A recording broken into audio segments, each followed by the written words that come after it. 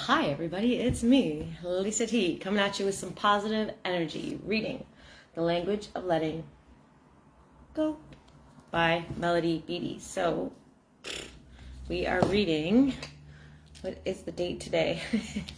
Some days I don't know what day it is until I look at this book. 28th. Ooh, the big F word. I often say the big C word when we're talking about control, but fear. Everything is fear. It's either fear or love. Fear or love. Worried that you're not good enough. That's fear. Worried something bad's going to happen to, I don't know, your finances. Fear. Worried that someone's mad at you. Fear.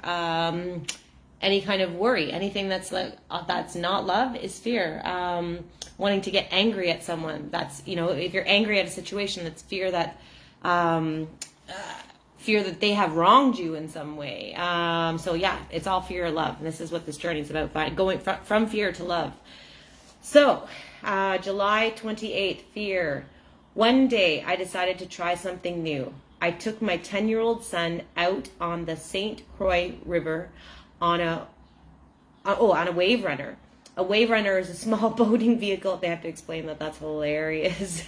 A wave runner is a small boating vehicle resembling a motorcycle. Resembling a motorcycle?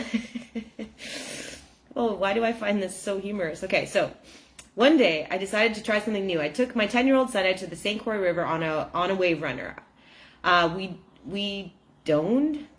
donned life jackets and embarked. We donned, D-O-N-N-E-D. We donned life jackets. What does that mean? When was this entry written? In 1950s?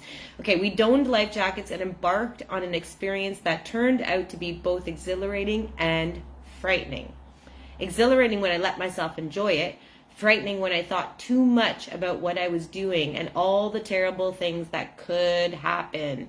Could, should, would, those are words you want to destroy from your vocabulary if you are on any kind of journey where your own mind will get in your own way. Should have, would have, could have, is what it is, right? From the previous reading. So it wasn't until this person thought of the things that could happen that fear entered their mind. What could happen? I was in fear recently because living in the unknown. I didn't know. I was introduced to a new situation that I'd never dealt with before.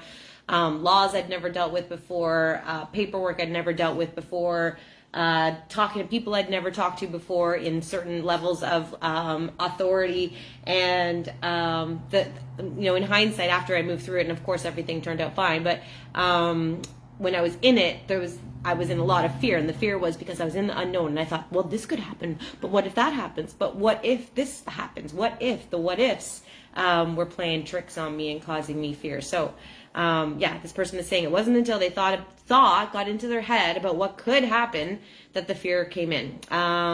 Frightening when I thought too much about it, and when I thought too much about it, it was frightening when I thought too much about it and what I was doing and all the terrible things that could happen. Midway through our ride, the worst fear came true.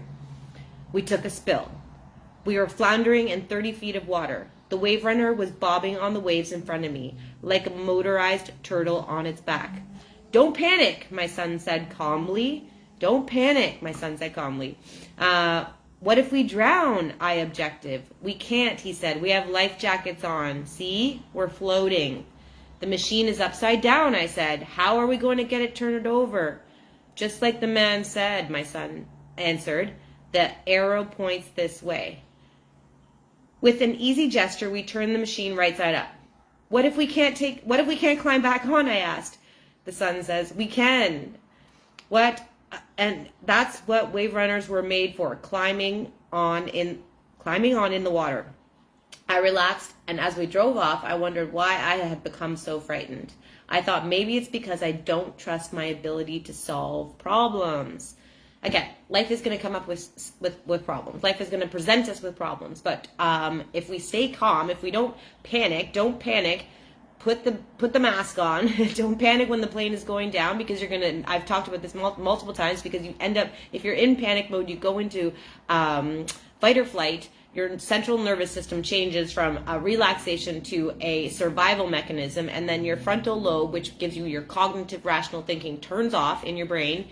And you can't make clear decisions, so you cannot panic. And with every problem we solve, the more success we have. Life is going to present you with problems, but we don't live in the problem, we live in the solution. There's a solution to everything. So, where am I here? And it's interesting that the father was freaking out and the son, who hasn't had as many life experiences, was much more calmer. We're so much braver when we're kids, right? It's like nothing can stop us. There's no fear. A child, that's, a baby, they haven't experienced the conditioning of mind, the concepts, not as many concepts have been passed down to them. So children are like, yee all the time. They're free of fear. So yeah. Anyways, okay. That's what we were looking at. I relaxed, and as we drove off, I wondered why I had become so frightened. I thought maybe it's because I don't trust my ability to solve problems. Maybe it's because once I almost drowned when I wasn't wearing a life jacket. Like everything else, it leads back to this moment that stuck to us, some sort of traumatic moment that stuck to us that we never internally resolved, and then we carry that fear on with us the rest of our lives unnecessarily. So the son says, but you didn't drown then either. Oh, sorry, a small voice in his head said, but you didn't drown then either. You survived. Don't panic. Problems were made to be solved, like I just said.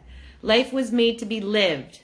Although sometimes we may be in our heads, yes, we may even go under for a few moments and gulp a few mouthfuls of water, but we won't drown.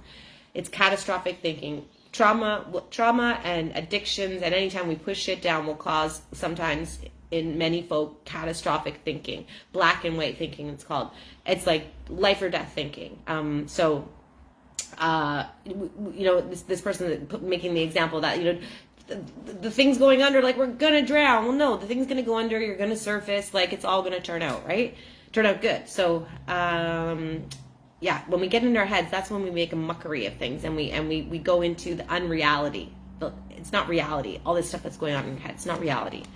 Reality is right here and now. What's actually happening. So, although sometimes we may be in over our heads, yes, we may even go under for a few moments and gulp a few mouthfuls of water. We won't drown. We're wearing, and always have been wearing, a life jacket that supports us. It's called God. Yep, everything that just happened to me in the last 3 weeks, with all these scary moments, and I thank God for my support system, because I was in my head about it, so I needed other people to talk to me into my ears so that I could hear sound reasoning, sound mind, because my frontal lobe had turned off. Well, not true, because I had God in my life, and I kept reminding myself that God is good, and everything is happening for higher good, and everything will be okay.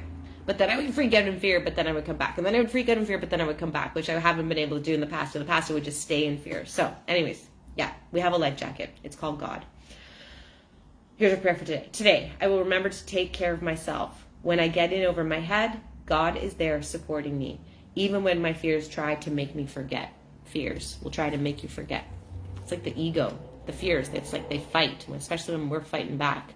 Yeah, that's it. Thanks for watching. Love you all.